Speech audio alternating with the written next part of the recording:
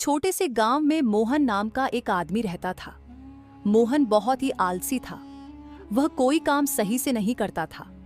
वह महीने में केवल 3 या 4 दिन ही काम करता था और पूरा महीना घर में खाली पड़ा रहता था।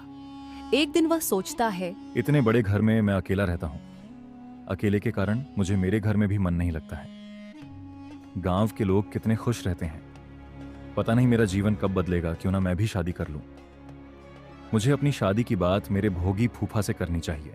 फिर मोहन अपने फूफा के घर चला गया और फूफा से बोला, फूफा, मैं अब अकेले रहते रहते पूरी तरह से परेशान हो गया हूँ। मैं सोच रहा था कि आप मेरे लिए भी कोई लड़की देखिए ताकि मैं भी शादी कर सकूं। मोहन, बेटा ना तू काम करता है, सिर्फ दिन भर घर पर पड़ा रहता है। इससे कोई भी बेटी का बाप तुमसे अपनी बेटी का शादी क्यों कराएगा? अगर कुछ काम धंधा करोगे तब तुम्हारी शादी करवा दूंगा। फूफा, मैं वादा करता हूँ कि आज से मैं पूरी जी जान से मेहनत करूंगा और खूब धन कमाऊंगा। फिर आप मेरी शादी करवा देना, ठीक है? मोहन, जब तुम कामयाब हो जाओगे तब मैं तुम्हारा शादी करवा दूंगा। तब से मोहन खूब मेहनत किया और खूब पैसे कमाए। फिर उसके फूफा ने उसकी शादी करवा दी। मोहन जब अपनी पत्नी को लेकर घर पहुंचा, जैसे ही उसकी पत्नी घर पहुंचती है और घर का हाल देखती है तो मन ही मन बोलती है, हे भगवान, ये घर है, लगता है कोई सालों से यहाँ पर नहीं रहता है। भाग्यवान, तुम क्या सोच रही हो? अब तुम आ गई हो तो अब ये घर तुम्हारा ही है। मैं थोड़ी देर में आता हूँ। आरती पूरी घर की अच्छी तरह सफाई करती है और फिर खाना बनाती है। अपनी पत्नी के हाथ का खाना खाकर मोहन मन ही मन बोलता है, आज बरसों बाद इतना स्वादिष्ट भोजन खाया हूँ। समय बीतता गया लेकिन मोहन कहीं काम करने नहीं जाता था। तब उसकी पत्नी उसे बोलता है, आप सारा दिन सिर्फ सोते हैं और खाते हैं। ऐसे में तो हम लोग कुछ दिन में भूखे मर जाएंगे। आप कुछ करते क्यों नहीं हो? अरे भाग्यवन, मैं काम के बारे में ही सोच रहा था। आप कब तक सोचते रहेंगे? घर में सिर्फ 2 दिन का ही राशन बचा हुआ है, वह भी खत्म हो गया तो हम लोगों को भूखा रहना पड़ेगा। तुम चिंता मत करो, मैं अभी राशन का बंदोबस्त करता हूँ। इतना बोलकर वह घर से निकल जाता है। उधर उसकी पत्नी सोचती है, हे भगवान, यह आपने मेरे साथ क्या कर दिया? मैं क्या सोची थी, आपने क्या दे दिया? यह आदमी तो पूरा निकम्मा और आलसी है। इसके साथ मैं पूरा जीवन कैसे बिताऊंगी? कुछ ही देर में मोहन सामान लेकर घर पहुंचता है। तब उसकी पत्नी उससे बोलती है, अजी, आपके पास तो पैसे भी नहीं थे, फिर आपने राशन कैसे लाए? अरे भाग्यवान, मैं राशन अपने दोस्त सोनू से उधार लेकर आया हूँ। जब मैं काम करने लगूंगा तब उसका उधार लौटा दूंगा। उधार लेना बहुत गलत बात है। आप जब कोई काम ही नहीं करते हो तो उधार कैसे चुकाओगे? अगर समय पर उधार नहीं चुकाओगे तो वह 2-4 बात फालतू में सुनाएगा। तब तक मुझे काम मिल जाएगा। जब भी उसका राशन खत्म हो जाता था तो वह किसी न किसी से उधार लेकर राशन ले आता था।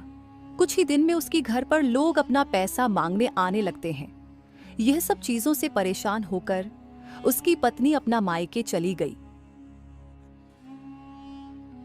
उसके बाद उसकी हालत फिर से वही हो गई।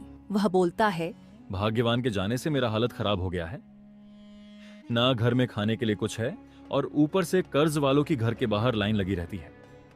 भाग्यवान सही कहती हैं कि कर्ज वालों का पैसा कहां से लौटेगी। मुझे कैसे भी करके इन सभी से अपना पीछा छुड़वाना है। अगर मैं यहां पर रहूंगा तो ये लोग मुझे जीने नहीं देंगे। मैं ससुराल चला जाता हूं, 1-2 महीने वहां पर रहूंगा।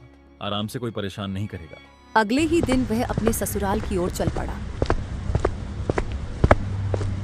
वह थोड़ी दूर जाने के बाद बहुत थक जाता है और वही एक पेड़ के नीचे बैठकर आराम करने लगता है। भगवान, कितनी धूप है बाप रे। अगर थोड़ी देर और चलता तो मैं तो मर ही जाता। कुछ ही देर में वह फिर से अपने ससुराल की ओर चल पड़ता है।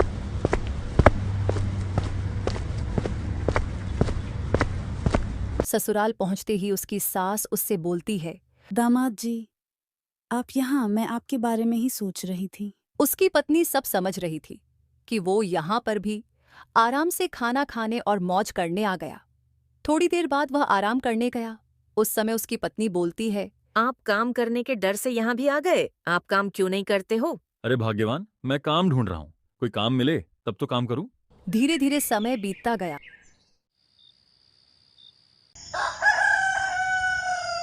अब वह अपने सास के ऊपर भी बोझ बन गया था।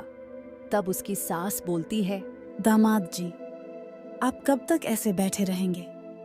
आप कोई काम क्यों नहीं करते हो? आप अगर इसी तरह निकम्मा पड़े रहेंगे तो कैसे आप अपने बीवी बच्चों को रख पाएंगे? इतना सब कुछ सुनने के बाद मोहन को बहुत खराब लगता है और वह मन ही मन सोचता है, आखिर सास भी तो सही ही कह रही है। मैं जहां जाता हूं सब पर बोझ बन जाता हूं। गांव भी में भी लोग अपने पैसे मांगने आ जाते हैं।